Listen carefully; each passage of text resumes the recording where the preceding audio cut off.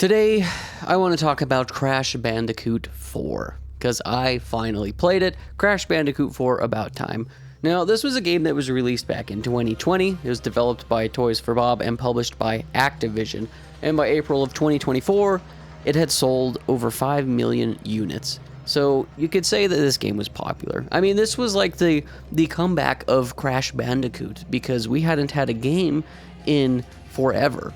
Like, the last Crash Bandicoot game that released, it was Crash Mind Over Mutant, and that was for the PlayStation 2, the PlayStation Portable 360, and the Wii, back in 2008. So, we are literally 12 years removed from the last Crash Bandicoot game, which is kind of wild, because after I played through this game, I kind of did like an inventory of all the Crash games that I've played, and I thought there was a lot more than what we have. And, I mean, I've played quite a few of them. So we have the original trilogy, Crash 1, 2, and 3. I've played through those. I've also played through the Insane Trilogy versions of those. Crash Bandicoot's a hard game. It is a hard series. Like, the first game was one of the games that we played forever ago on the channel back in, like, 2017-ish, somewhere in there. And it was just Thane and I, and then we had Zay for a little bit. But that was incredibly difficult. It is a hard video game. But we eventually played Crash 2, then Crash 3, and some of those we did play on the Insane Trilogy. I believe Crash Bandicoot and number 2 we played on the original, and then Bandicoot Warped we played on the Insane Trilogy. However, there were more games that I haven't played. There's Crash Bandicoot Wrath of Cortex. I haven't played that one. Then we have Crash Twinsanity. I've maybe played a little bit of that one. I actually own it on the PS2. And then we have Crash of the Titans. Now, this is one that I did play. I do own it for the Wii, or I did at one point. I don't know if I still do. I did own it for the Wii, and I did own it for the Nintendo DS, believe it or not. So that is one that I played on the Nintendo DS. Then we have Crash Mind Over Mutant, which I don't know anything about. I haven't really heard about that one. And then Crash Bandicoot 4. So those are all like the main platform titles on the main consoles, and then you have a bunch of handheld versions of games that were released. Like I said, Crash of the Titans was on there, a bunch of GBA games. Crash of the Titans was actually a GBA game as well. Mind Over Mutant was a DS game, and then you've got a bunch of the racing games. So I guess there is a ton of Crash games, but I guess I'm specifically just thinking of like the main ones.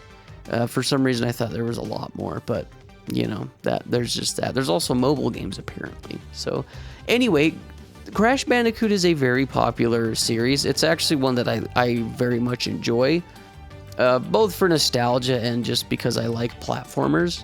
Because back in the day, I played a lot of Crash Bandicoot. I think it was the second one at my cousin's house on his PlayStation 2. Played a lot of that. So I love the Crash Bandicoot series. It's a fun, great time.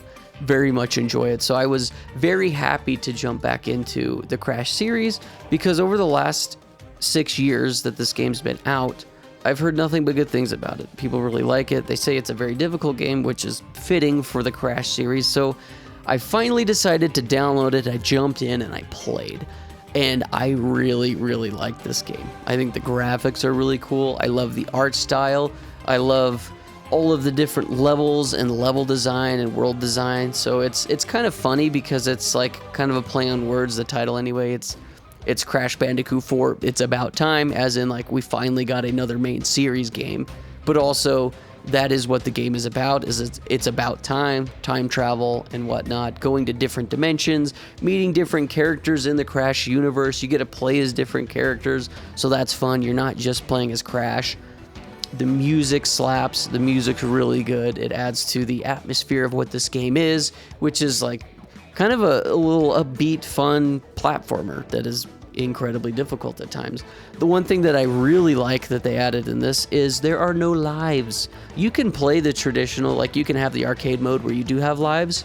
I did not do that because I'm bad at video games. There were some sections that I was dying 10, 15, 20 times on. By the end of the level, I had 40-something deaths, which is nutso, but like, I like it. I like that I can just go through a section, you know, and keep trying and dying and trying and dying until I hit a checkpoint, and I don't have to worry about resetting the level because I failed too many times. So I'm a big fan of that when it comes to modern platformers. Think of something like Celeste or like Ghost Runner or Yooka-Laylee and the Impossible Lair, Donkey Kong Country.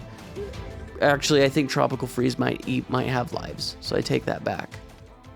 Anyway, regardless, I really like that change that are in these newer platformers, especially when they're difficult. Like, I'm fine with them being hard, but I don't want to have to continually, get a game over, grind back up to where I was just so I can practice some more until I finally beat it. Because there were some sections in this game that were very difficult, especially towards the end of the game. Like, I was struggling at some parts.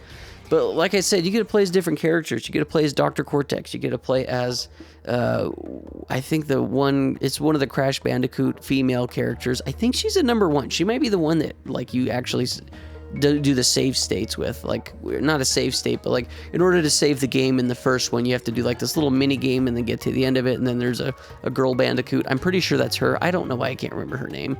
But then you can play as Dingo, the alligator dude, which I believe was a boss fight in some of the other games. Maybe I'm wrong. But yeah, it's just fun. Like, all the characters play a little bit differently. The one girl, which I can't remember her name, she has a grapple hook. You can play as the Dingo. He's got this air gun that you can hover with, but you can also suck up stuff. And then you can play as both of the Bandicoots, Crash, and then the other female, which I can't remember her name either. I believe that she's in the second game, though. There's a few stages where you play as her. Like, one has you riding like a tiger, I think. So, anyway, yeah, this is just a fun game. But like I said, it is very difficult. But they do add some things to try and help. Like, you have a landing indicator, which is very helpful because sometimes you're platforming, you're bouncing on a box over the ledge, over like an edge or something, just to land on another box. And that indicator is very helpful. There's tons of things to collect and unlock, which is super fun and also adds a lot of replayability to the game. Like, this game, you could spend hours, and like you could probably spend 50-60 hours trying to complete this. If you're good, maybe you could do it faster, but somebody like me, it would take forever to do this because some of the requirements is like you have to collect a certain amount of peaches, you have to collect all the boxes, you have to beat each level without dying more than 3 times. There's secret crystals to find. There are videotapes where you can go do other side missions and things like that. Then you have the inversions of each level. So you get to do each level again, but they have like different gimmicks with it, I guess. Like, one of them, you have to continually spin to do like a sonar that shoots out in order for you to even see, because it's like dark. Yeah, lots of stuff like that. Like I said, it's a freaking hard game. Tons of stuff to collect. If you're a completionist, good luck with this one. I am not that way.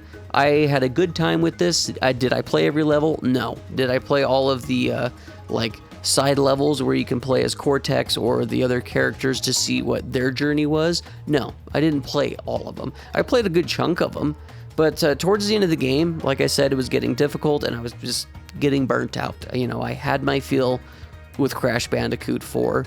Like I said, the ending of the game was kind of like a gauntlet. But yeah, there's a lot of boss fights that were enjoyable. I had fun with that. The masks that you collect add a fun new dynamic to the gameplay of Crash, where each of them gives you a different power-up ability. And like I said, going to those gauntlet levels at the very end of the game, some sections have you swapping back and forth between masks, where like one of them you can turn into a tornado and then fly up. There's another one that changes gravity. There's another one that can like it like helps not shapeshift, but like some things are blue and some things are see-through, and then you can use the mask to swap those things. So whatever was blue is now see-through, whatever was see-through is now like a physical object thing that you can land on or interact with. So kind of hard to explain, but like I said, this is a fantastic experience, and it took me about 10-ish hours to beat, but I had such a good time. So if you like platformers or a Crash Bandicoot fan and you have not played this one, you should. You're doing yourself a disservice, because I think this is a fantastic video game. Yes, it sold 5 million units, but I do think that Crash Bandicoot 4, It's About Time, is worth more than that. I think this is like, it's up there. This is like one of the better 3D platformers I've played. I had a good time with it. It goes back and forth between side-scrolling and like right in front of you, over-the-shoulder camera stuff. So yeah, I don't know. I had a good time with Crash Bandicoot 4. But that's pretty much my thoughts on it. Let me know what you guys think about the game down below. If you've played it, let me know your thoughts. If you haven't played it, let me know why. Let me know about other platformers you think I should play. And until next time, thank you guys for watching. And as always, keep it rad.